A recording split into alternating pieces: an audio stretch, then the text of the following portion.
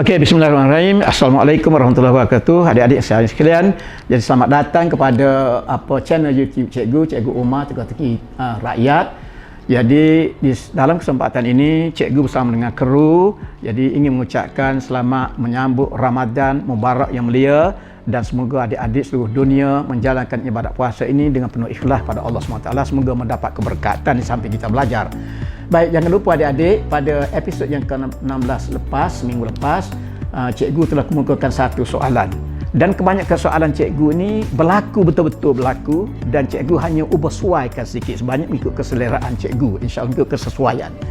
Jadi seorang pemuda, soalan tu seorang pemuda yang agak pemalas, dia berkahwin, dapat anak seorang, tinggal bersama-sama dengan mertua dia.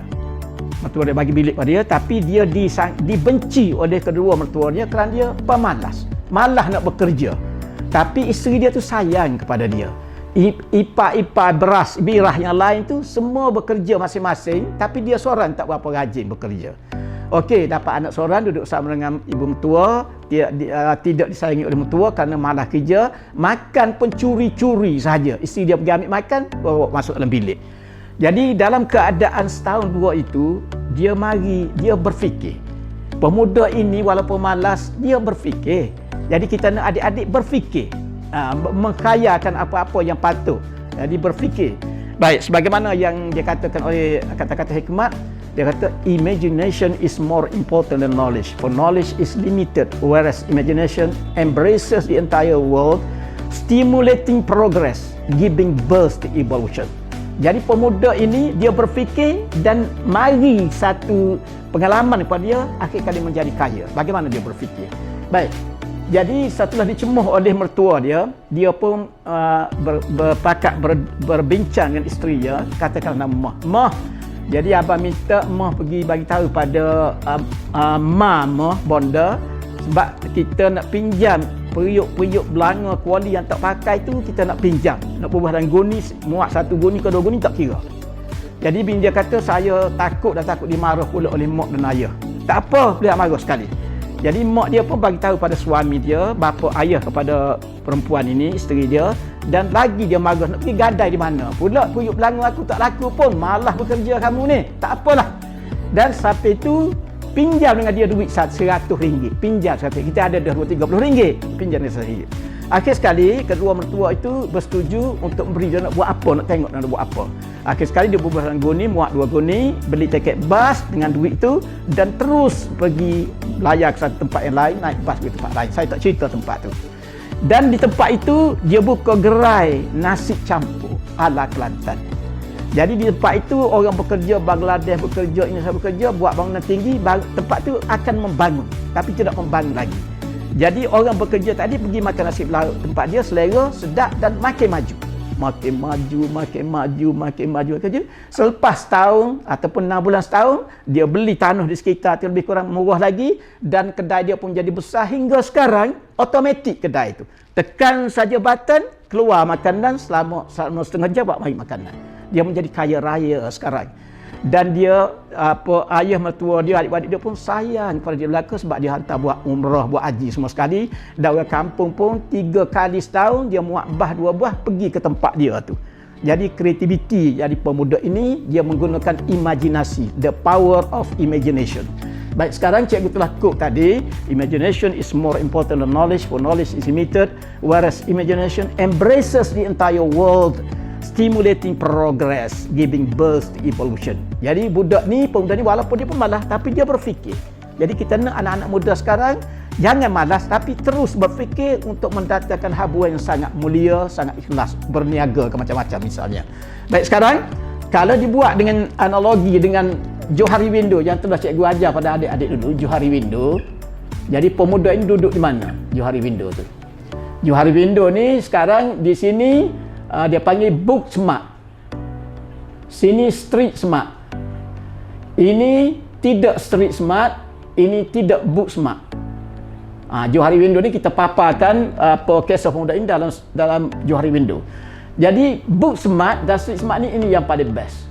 Mana Seorang pemuda dia belajar tinggi akademik dia, lepas universiti, lalu PhD apa-apa, dan dia mempunyai entrepreneurship, mempunyai street smart yang tinggi, pandai berniaga, mencari rezeki halal, maka hebat dia. Sekarang kalau budak tu ada book smart, mengaji tinggi, belajar universiti, tapi street smart tak ada, maka tidak berjaya sangat, setakat makan gaji saja, sikit saja kejayaan dia. Baik, sekarang bagi budak ni, pemuda ini, dia tidak ada book smart, belajar pun tak pandai sampai dia 6 saja, tapi street smartnya tinggi, maka dia berjaya juga. Street smart tinggi, maka dia berjaya juga menjadi kaya raya. Dan yang ni kita tak mahu, iaitu tak belajar, tak ada ilmu dan tak ada mikir untuk street smart pun tak ada. Jadi tiga-tiga ni bagus belaka, yang bagus sekali, yang kedua bagus, yang ketiga bagus. Jadi pemuda ini duduk dalam kategori ini, dalam kuadrannya ni, iaitu dia tak belajar sampai dekat universiti, book smart dia tak ada, tapi dia street smart yang tinggi, menggunakan daya imagination, power imagination, dia menjadi kaya raya, insya-Allah. Alhamdulillah. Terima kasih. Itulah jawapan dia, seorang pemuda yang dibenci oleh mertua dia, akhir sekali menjadi kaya raya, dan mertua dia, adik-adik dia pun suka pada dia balik kerana dia timba dengan duit yang dia dapat tadi. Alhamdulillah. Jadi pemuda-pemuda sekarang, kita nak lagu tu berfikir secara imaginatif. Tidak salah, Tuhan tak marah kita berimagination, tapi kita kena bertindak, jangan duduk tidur-tidur saja begitu. Insya-Allah. Terima kasih. Assalamualaikum warahmatullahi wabarakatuh. Jumpa lagi. Okey. Sekarang soalan seterusnya, soalan baru.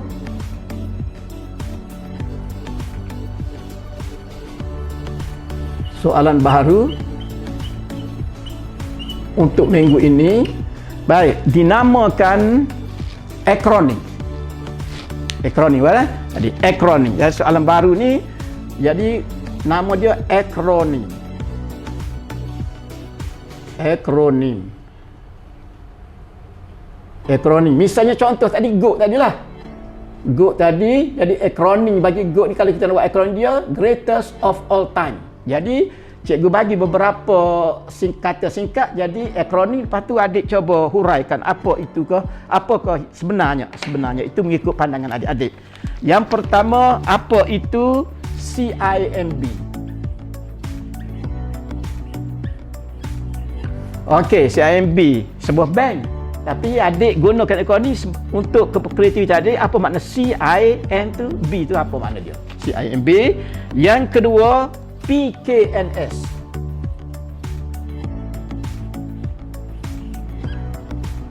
Okey, PKNS makna dia sebenarnya Perbadanan Kerajaan Negeri Selangor. PKNS. Okey, apa makna mengikut pandangan adik?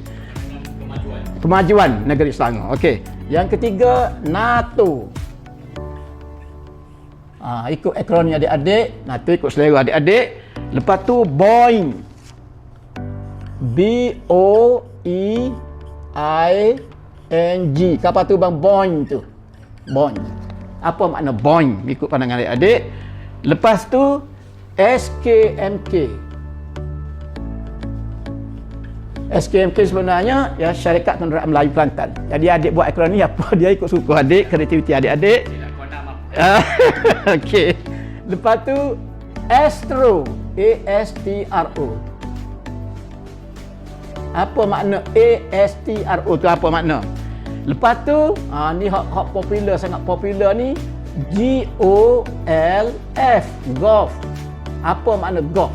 Permainan bagi orang besar, golf ni, bagi Tan Sri Datuk ke apa-apa semua sekali. Golf.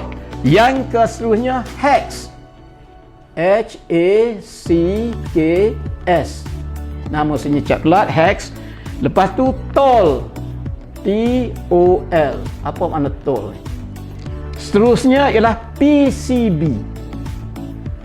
Apa dia PCB? P tu stand for apa? C for apa? B for apa? Lepas tu RTN. RTN.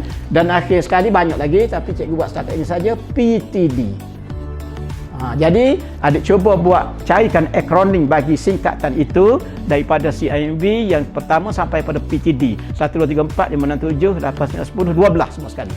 Jadi adik fikirkan minggu depan bagi jawapan kepada cikgu, dan cikgu akan bagi jawapan mengikut skema cikgu, insya-Allah. Terima kasih, jumpa lagi. Assalamualaikum warahmatullahi wabarakatuh. Jangan lupa subscribe.